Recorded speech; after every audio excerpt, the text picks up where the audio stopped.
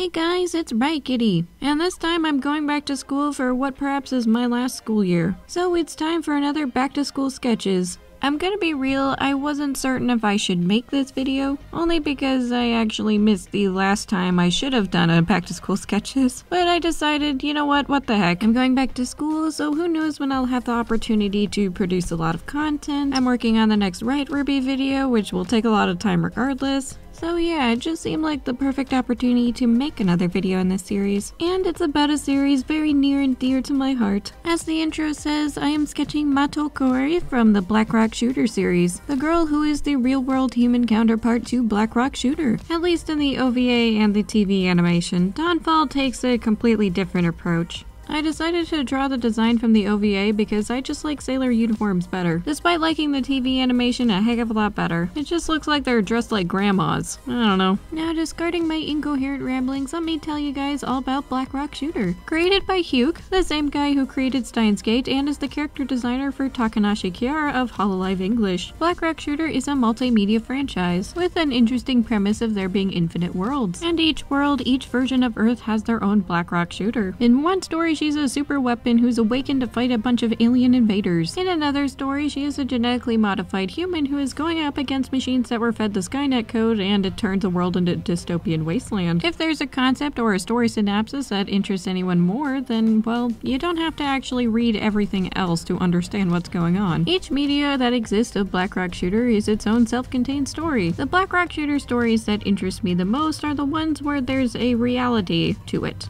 It is supposed to take place in the real world, and you know, it looks very much like our own. And Black Rock Shooter is in the alternate reality of the real world, a counterpart of sorts to a real human girl. That being the subject of today's sketch, Mato. The other combatants at Black Rock Shooter fights also have their real-world counterparts. For the bare-bones basic summary of the OVA, Mato becomes friends with a girl named Yomi. Their friendship goes pretty well until they're placed in separate classes, and a rift grows between them as Mato becomes friends with a girl named Yu. One day, Yomi suddenly vanishes without a trace. Mato, super sad and distressed about this, tries to find her friend, getting sucked into a giant starbeam in the sky and fusing with a girl named Black Rock Shooter who looks strangely like her. Then she and Mato fuse together in a bid to bring back Yomi. What I just told you all is Mato's section of the OVA. The other half of the OVA is Black Rock Shooter fighting combatants and traveling through strange landscapes, with the main combatant being Dead Master, who looks strangely like Yomi. Black Rock Shooter's section actually chronologically takes place after the final scene of the OVA, where her and Mato combine, and the two perspectives are being told at the exact same time, which is kind of confusing for first-time watchers. It's got some beautiful scenery and wonderful fight scenes, but I don't really recommend it for the story. And again, the alternate reality isn't explained at all, because Yomi vanishes, and Dead Master presumably was able to take her away from Earth, and Yomi shows up again right where Mato gets transported. I assume this is some kind of alternate dimension of some kind. At least that's my interpretation of the whole thing. The TV animation, while having a similar concept, actually explains what the alternate reality is, and tells the story in a not confusing linear fashion. Even though it only has 8 episodes, short and sweet, it is still by far my most favorite Black Rock Shooter media that exists in this point in time. Just like in the OVA, it stars Mato, who is already friends with Yu in this one, trying to be friends with Yomi. Only now there is an obstacle standing in the way of friendship. This little witch. Kagari, who I think is an original character for this show, as she's never appeared in any other Black Rock Shooter media, who repeatedly gaslights Yomi into only being her friend, and tries to scare Mato away. One of her shining standout moments for me is when after Mato leaves, she actually gets up and throws herself down a flight of stairs just to make Yomi feel bad. So yeah, completely off her rocker. This kind of friend drama continues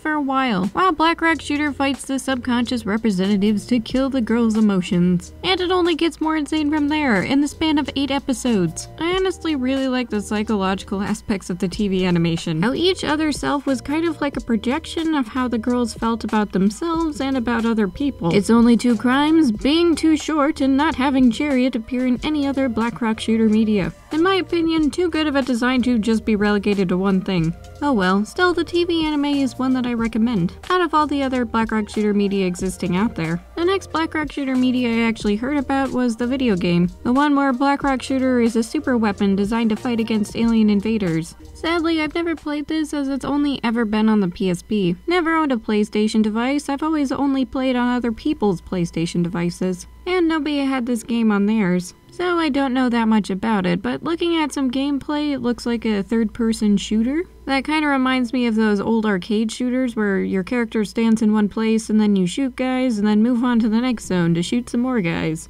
That doesn't really sound very enticing to me, and the graphics look very, very rough. So all I can really say about it is the original character designs look very cute, very fun, and the opening animation for this game is freaking amazing. So amazing that I question if the developers spent all their budget on this animation.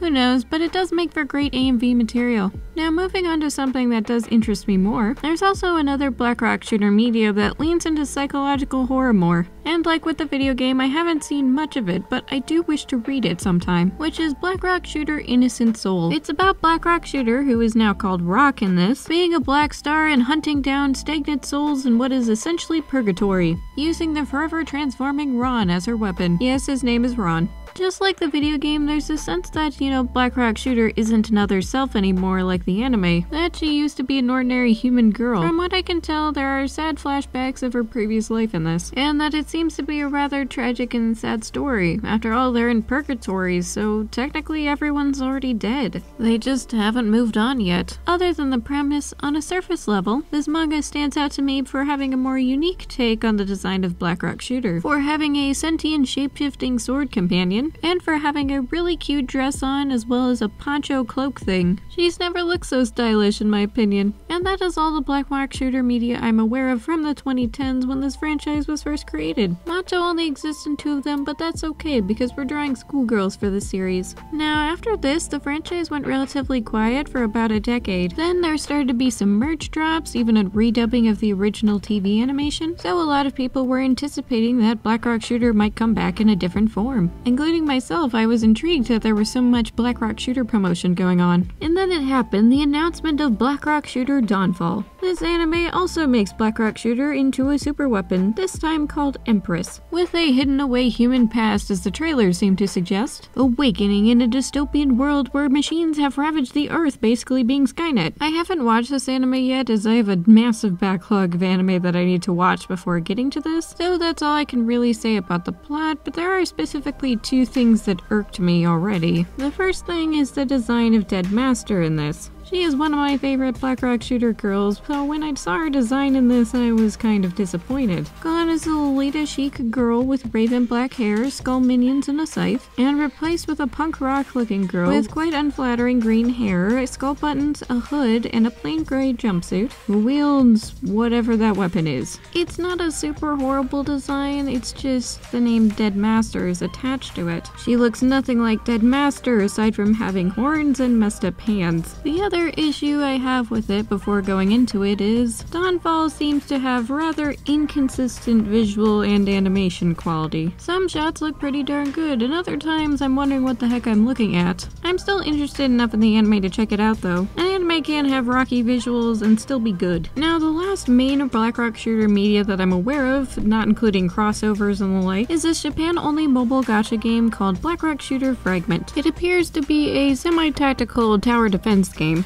One thing that immediately caught my eye, and not for a good reason, is that for some weird reason the chibis seem to be very blurry. Like the rest of the game is in HD, but for some weird reason the chibi models aren't. And that also had a crossover with RWBY with the Ice Queen of designs? Huh. Other than that, not much to take of note. Again, it's in Japan only, so I don't know what the story is. And I gotta admit, I have to agree with the comments under the Fragment gameplay videos. I would have much preferred a hack and slash, be it 2D or 3D, as a lot of the appeal of Blackrock Shooter is cool character designs duking out with fancy weapons on an even crazier battlefield. I hope that gets made one day. I'd pick it up day 1 if it went overseas. Heck, I even want this so much I re-downloaded a gacha game I haven't played for years, just for a teeny tiny glance at that idea. That involves playing as Blackrock Shooter in a hack and slash. That was only part of the reasoning. The biggest part was that I wanted to come back to punishing Grey Raven with a fresher mindset. but that's beside the point. I simply would really like a Black Rock shooter hack and slash. That seems to me more interesting than the genres we've gotten so far for the series. That's just in my opinion though of what I would like to see in a Black Rock shooter video game. Well, that's all the Black Rock shooter media that I know of, not including crossovers. If I've missed any media things from this franchise, feel free to let me know. After all, I am the same person who didn't hear of Innocent Soul until Black Rock shooter Dawnfall was announced. I don't know how I missed it, I guess it just flew over my head. While it might sound like I just don't really like the brand all that much, it's really certain aspects within the brand. Where I think this franchise shines the best is psychological horror. Cute girls duking it out with weird weapons and crazy battlefields. A large part of that can be attributed to the creator himself, Huke. After all, his character designs are the reason why Black Rock Shooter exists right now, including Mato, who I'm drawing right now. Even with removing his creations from the equation, his artwork is still amazing. Heck, I like Huke's work so much that I may or may not have sunk quite a bit of money into obtaining physical copies of his work, as well as a very fancy and nice figure. Seriously, I adore his artwork. He's a severely underrated artist in my opinion, and without that artwork, Black Rock Shooter basically would not exist. Here's hoping that he and his creations get the recognition they deserve one day, in my opinion. I got so excited learning that he would be character designing for RWBY Queendom, as a few more people in the West might finally know who he is. That's a part of the reason why I decided to do this video, but the biggest part of the reasoning was that even though this franchise is far from perfect, what I do love about it, I really do love. And Mato is the representative of that. Now, it appears we've arrived to the end of the video. Thank you to all my lovely viewers for watching, and I hope you all will let me know your thoughts on this video down in the comment section below. Make sure to like, sub, and share if you fancy, and with that, Bright Kitty is signing out.